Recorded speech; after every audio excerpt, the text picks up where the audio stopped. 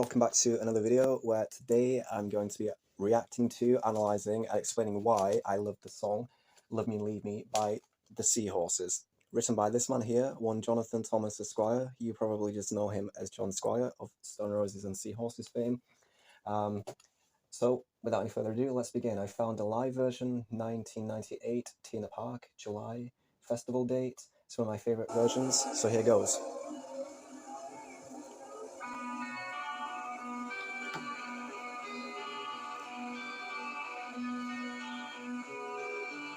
Right, so straight away we're starting in the key of B minor, and then we move to G major 7 over B, and then it is an A flat minor 7 flat 5 over C flat, or given the context, we'll just call that a B minor 6.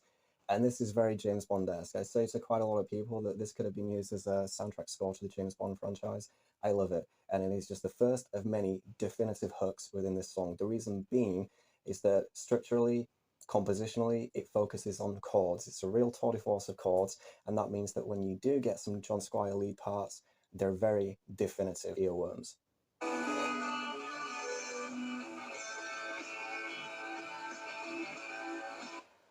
This 3 seconds there is one of my favorite sections of the song. So that is an A major, and then it becomes an A suspended fourth, and that's very triumphant sounding, especially juxtaposed against the B minor key that we started in. So right off the bat, we can tell there's going to be a very strong contrast between light and dark tones within this song. Right, and if you missed that then, because VLC isn't very good at managing playback, that was an E minor 7th. So we basically moved from an established key of B minor to E minor 7th by implying the key of A as a bridge in between. It's implied, but it isn't fully established yet. And it sounds like the verses are in the key of E, but it's key of A, sorry, but it's actually E minor 7th.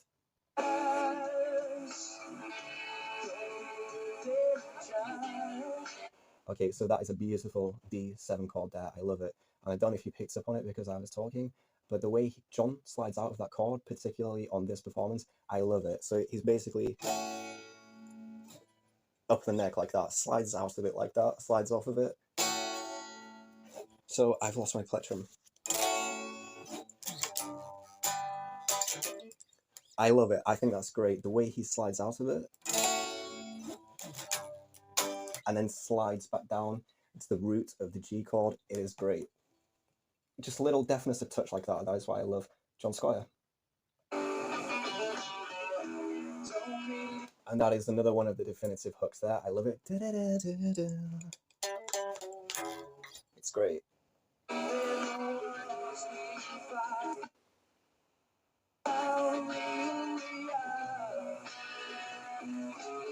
And there is a lot of muted chords, muted notes there from John.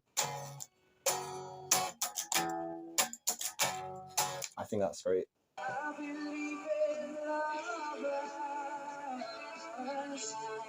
Okay, so that's another one of the definitive hooks for me. John plays it up here. I just find it more comfortable playing it down here. Like that. I just think it's lovely. And because most of the focus is put on the chords, when he plays some little lead parts like that, they're much more poignant, they're more significant.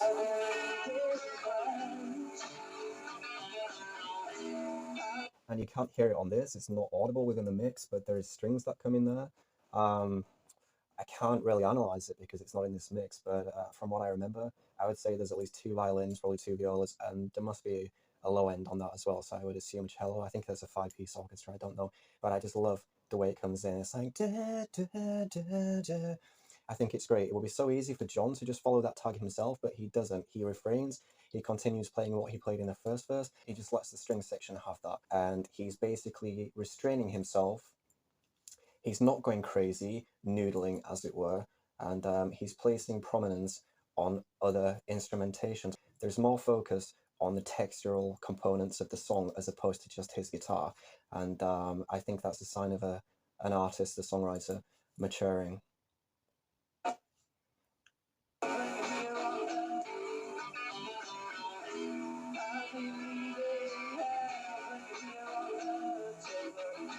Also, the interplay of the bass guitar and the guitar there, I think they double up for the which before I think they separate again. I think Stuart, the bassist, starts to sound at the root of the chord.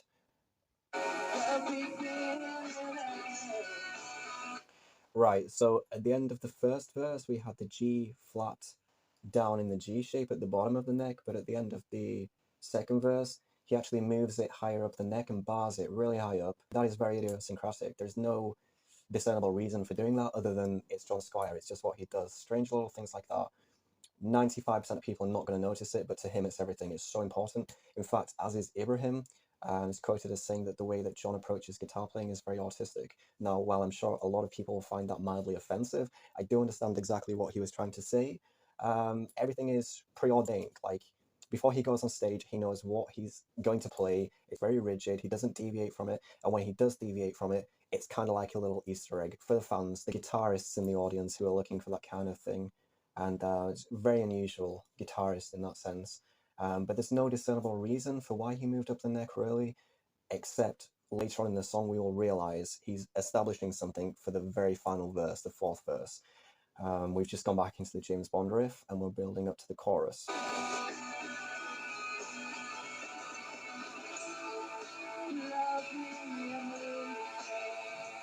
Okay, so what's very interesting here is the key of A is finally firmly established, and also the song loses its tonal center.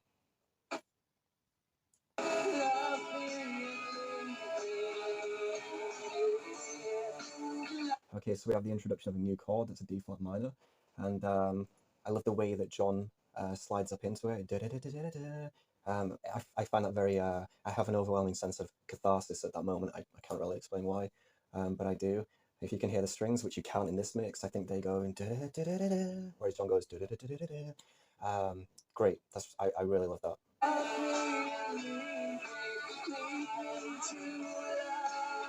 Yeah, I find that like a pivot point in the song that plays in the chorus. It's like I say, it's very cathartic. But we move up now into this, which is very important. He basically plays a major chord, then a major seventh, then a seventh. And this is a trope that he used quite a lot around the time of DIY. Suicide Drive is another song that comes to mind that features this. It's basically just descending through one chord shape. You've got the major, major seventh, and then the seventh. So that's lovely. I'll just play that actually. So it's like this. It features in his songwriting a lot. It's prevalent across DIY.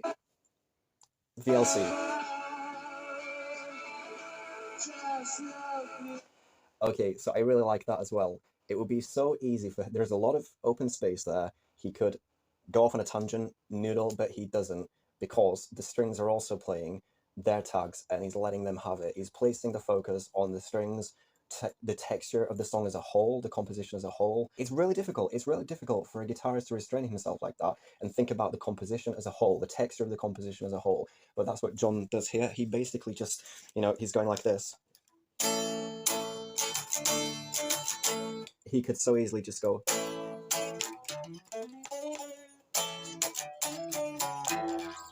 But he doesn't. He just stays simple with the chords and allows the strings to have the... And that's a maturing artist. That is great. He's thinking beyond his own guitar parts. He's thinking about the song, the composition, the texture of the song.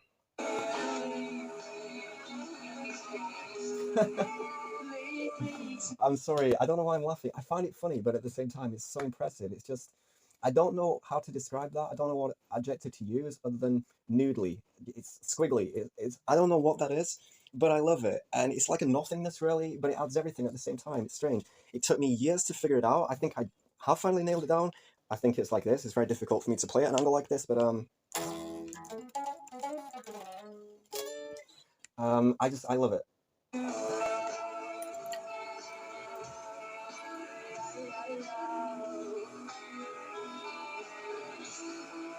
That is excellent songwriting. So we started at A5 there, and we descended down through G6 suspended 2, G flat major 7, and an F major 7 flat 5, all the way back down to an E7. And then from the E7 we can get back to A. So we're back in the A chord, but it's not firmly established like the jump between the B minor to the E major 7. We're basically going to be doing that again, but it's just great how he descends down through there.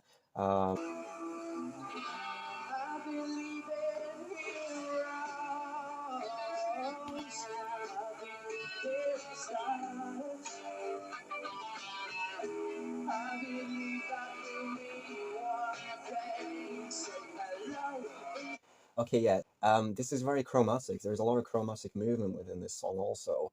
I honestly I think it's the most elegant thing that John Squire has written. It's the most sophisticated by far.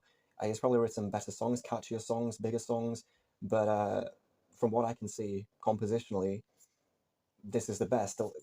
I know it's probably subjective, but yeah.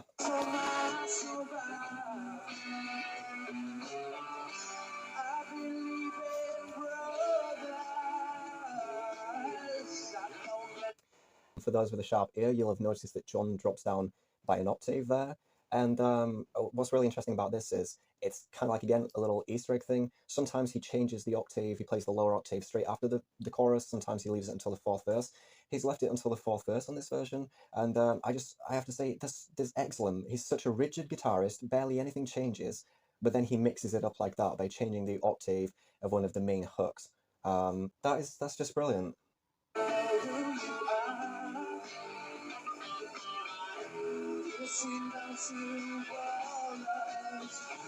Right, okay, I'm going to focus on Chris here because we can't see John's guitar, but just pretend that this is John. So John was originally playing it in this shape at the start of the first verse and the third verse.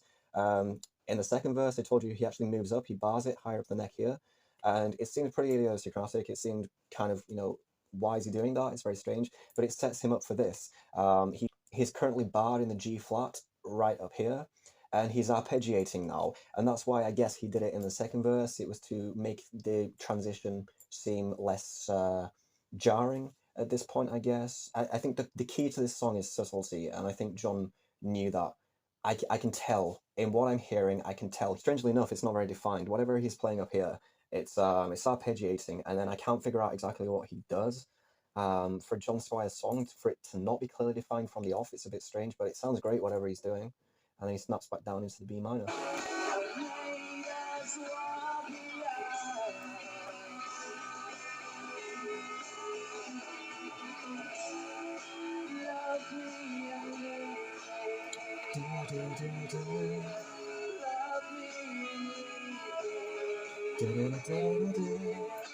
That was the string section.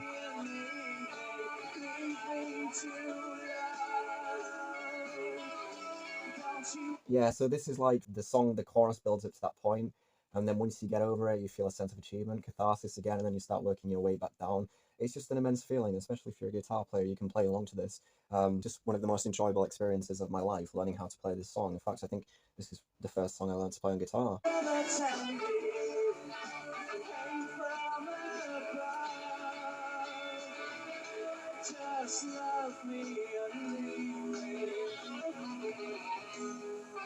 I mean, these chords are pretty simple, but the way John's playing them, the deftness of touch, it's actually very, very difficult. The man is just exceptionally gifted.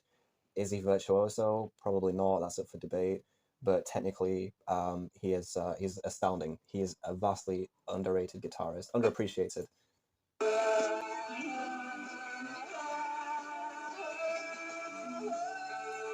Okay, so we have several modulations already in the song, and then we modulate to the key of A for the chorus. It loses its tonal center. We have yet another modulation here because we start with the F and then a G, and then we have a B flat and then a C, and we ascend into and establish the key of D right at the end. For the very first time, the key of D is employed.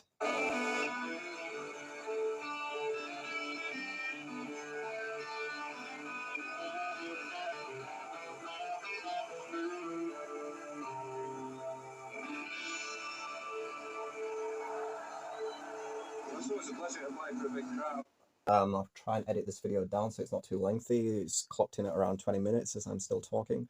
But yeah, hopefully I've explained a lot of stuff. Hopefully I got everything correct. I believe I did.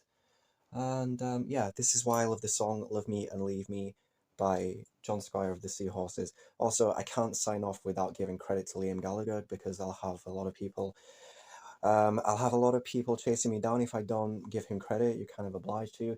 This is Liam Gallagher's first songwriting credit outside of Oasis, I believe. He got a co-writing credit.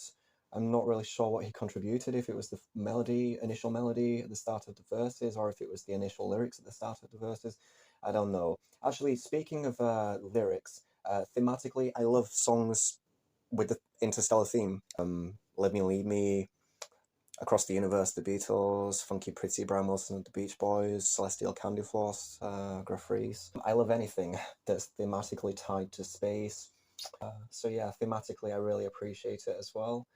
Um, it's just a fantastic song. It's really sophisticated. It's really elegant, especially for the climate at the time, Britpop. I think it's a landmark achievement for John Squire. He should be very proud of himself. It really is a great. I'm going to call it a composition. It's not a song, it's a composition. Yeah, it's a very sophisticated, mature piece from John Squire. So, yeah, until next time, love me, leave me, and I'm Derek.